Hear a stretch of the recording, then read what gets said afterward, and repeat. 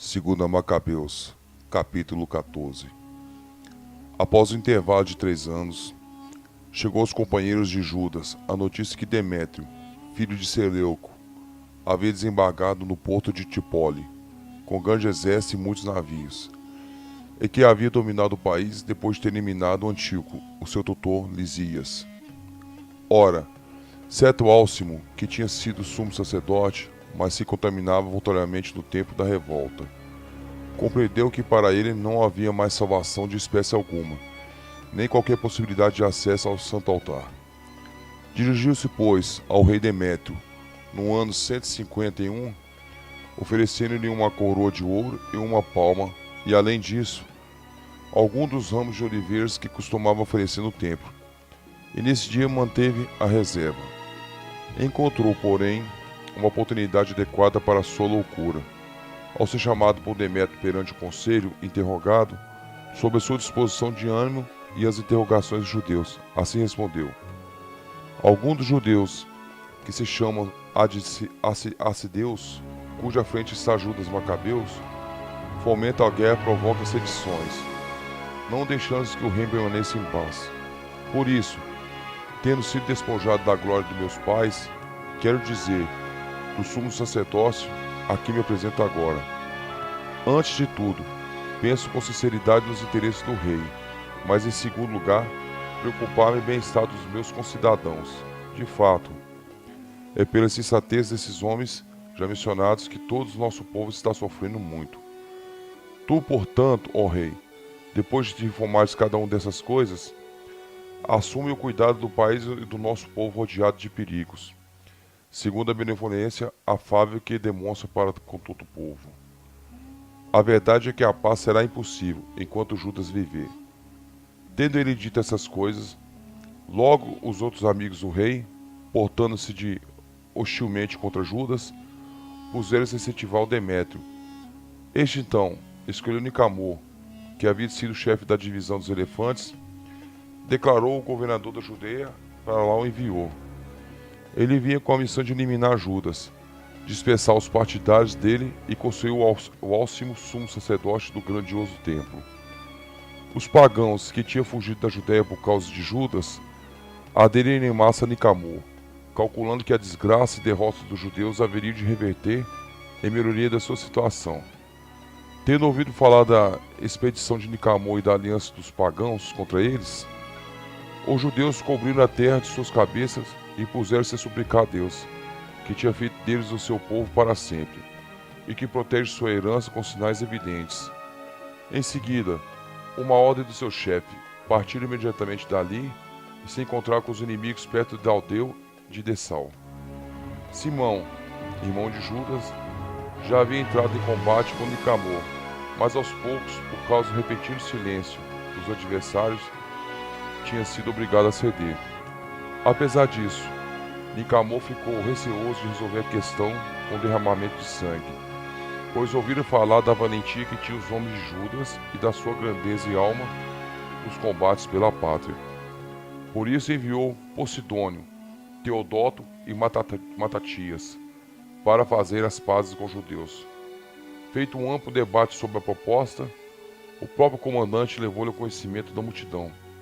Estando equilibrados os votos, concordava com a proposta de paz. Fixaram então uma data, na qual os chefes se encontrariam reservadamente no mesmo lugar. De fato, de ambos os lados adiantou-se um carro preparado de assento. Judas, entretanto, havia distribuído guerreiros de prontidão em lugares estratégicos, para impedir que se consumasse de repente alguma traição pelo inimigo. Mas a entrevista transcorreu de modo conveniente. Quanto a Nicamor, passou a residir em Jerusalém e nada fez de mal. Ao contrário, licenciou as tropas que haviam sido convocadas em massa. Começou a receber Judas constantemente em sua presença, sentindo-se interiormente favorável a ele. Chegou mesmo a aconselhar a casar-se e ter filhos. De fato, Judas casou-se, desfrutou de tranquilidade e levou uma vida comum. Álcimo, vendo a amizade entre os dois, conseguiu uma cópia dos acordos concluídos e foi ter com Demétrio, acusando Nicamor de ter intenções contrárias ao governo real, pois chegara a fazer Judas e se perturbou o reino seu aliado. O rei ficou furioso e, provocado pelas acusações desse perverso, escreveu a Nicamor, comunicando-lhe que absolutamente não tolerava esses acordos. Ordenava-lhe também que mandasse imediatamente o Macabeu, preso para Antioquia. Ao receber essas ordens, Nicamor ficou confuso. De um lado, custava-lhe muito romper os acordos feitos, uma vez que o Macabeus nada havia feito de mal. Por outro lado, como não podia contrariar o rei, espreitava uma ocasião para cumprir a ordem, por meio de uma cilada. O Macabeu, porém, percebeu que Nicamor começou a tratá-lo com frieza, e que os encontros costumeiros se tornaram mais ásperos. Concluiu-se que essa reserva não era sinal de boa coisa. Reuniu um certo número de companheiros e ocultou-se de Nicamor. Quando esse percebeu que Judas se tinha antecipado com a sua astúcia, dirigiu-se aos grandioso sagrado templo e ordenou aos sacerdotes, enquanto oferecia os sacrifícios costumeiros, lhe entregasse o homem. Eles disseram, sob juramento, que não sabiam onde se encontrava aquele que era procurado. Então, estendendo a mão contra o templo, Nicamor jurou: se não me entregardes Judas presos, arrasaria o solo e esse santuário do vosso Deus. Demoliria o altar e ergueria aqui um templo insigne para Dionísio. Dito essas palavras, retirou-se. Os sacerdotes, estendendo as mãos para o céu, invocaram aquele que sempre foi o defensor de nossa gente, clamando: Tu, Senhor do universo, que nada precisas, quiseste que surgisse em nosso meio o templo no qual habitas. Agora, ó Santo Senhor, de toda santidade, conserva para sempre sem mancha essa casa, que acaba de ser purificada. Certo Razis, um dos anciãos de Jerusalém, foi denunciado a Nicamor. Era um homem que amava a cidade de muito boa fama, e por sua bondade o chamava de pai dos judeus. Ele, no início da revolta, já incorrera em condição por praticar o judaísmo, pois o judaísmo se entrega de corpo e alma, com toda a perseverança. Nicamor, querendo mostrar o ódio que sentia contra os judeus, mandou mais de 500 soldados para prendê-lo. Estava certo em causar grande dano aos judeus, com a prisão desse homem.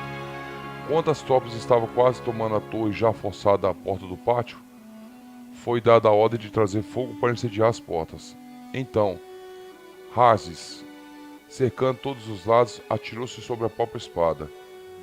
Preferiu assim morrer nobremente ao cair na mão desses criminosos e sofrer ultrajes indignos de sua reputação. Contudo, não tendo acertado o golpe por causa da precipitação da luta, e como as tropas já irromperam pelos pórticos, ele correu animosamente para a muralha e jogou-se com valentia sobre a multidão. Recuando todos rapidamente, fez-se um espaço livre no meio do qual ele caiu. Ainda respirando e com ânimo inflamado, apesar do sangue correr em borbotões e serem gravíssimos os ferimentos, ele se levantou, passou correndo por entre os soldados e conseguiu subir uma rocha íngreme. Então, já sem sangue, arrancou as próprias entranhas e, com as duas mãos, arremessou-se às multidão, suplicando ao Senhor da vida e do Espírito para que o restituísse um dia. Fosse desse modo que ele morreu.